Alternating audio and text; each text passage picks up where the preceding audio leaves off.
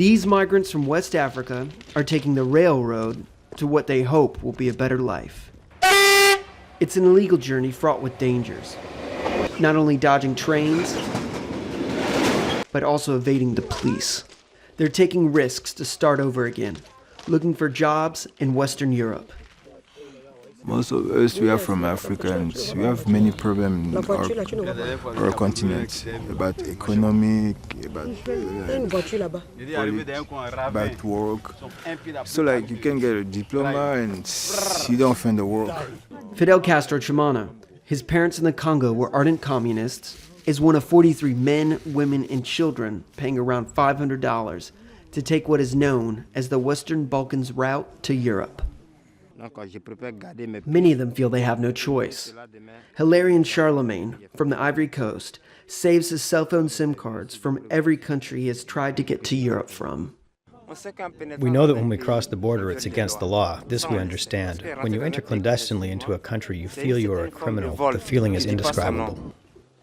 They start in the Greek port of Thessaloniki. Their smuggler, who agreed the Associated Press could observe the journey on condition he remained anonymous, leads them through back routes in Greece.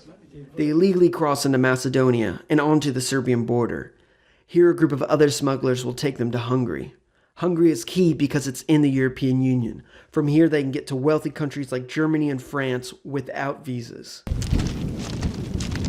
It's an arduous trip. Not all of them will get there. There's a woman working. There's a old man, a old woman, they're working. What about me? It's okay. I'm still young, so I can work, man. MIREILLE, who's 34 from Cameroon, has been trying for a year now to join her husband and daughter in Paris. That's why she risks taking her 10-month-old son Christian on the rail tracks, across rickety bridges, and along miles of old shepherd's trails. She's finding it tough going. The trip has been very hard, too hard. If I knew it was this difficult, I wouldn't have done it. I just can't walk like this. Normally, the near 200-mile trip takes 6 to 8 days, but it's taking much longer. It's a bigger group. The women and children can't move as fast as the men. And the weather has taken a turn for the worse. Sleep. Bad, man. Cold. Growing exhaustion and lack of food leads to rising tensions. Charlemagne reads the Old Testament book of Job, a good choice. He needs all his patience when Mariam Toure, a migrant from Mali, accuses him of stealing her backpack. Charlemagne denies it was him. Much of the movement in Macedonia is done at night to avoid detection. But that brings more dangers, dodging cars on busy highways and walking through Macedonian towns when the railroad leads them there. But the visit to the town of VELES is just one risk too many.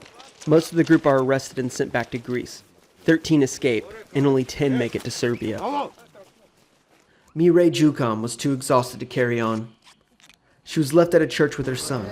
They're now both back in Athens with no plans or money to try again anytime soon. Dalton Bennett, The Associated Press, VELES, Macedonia.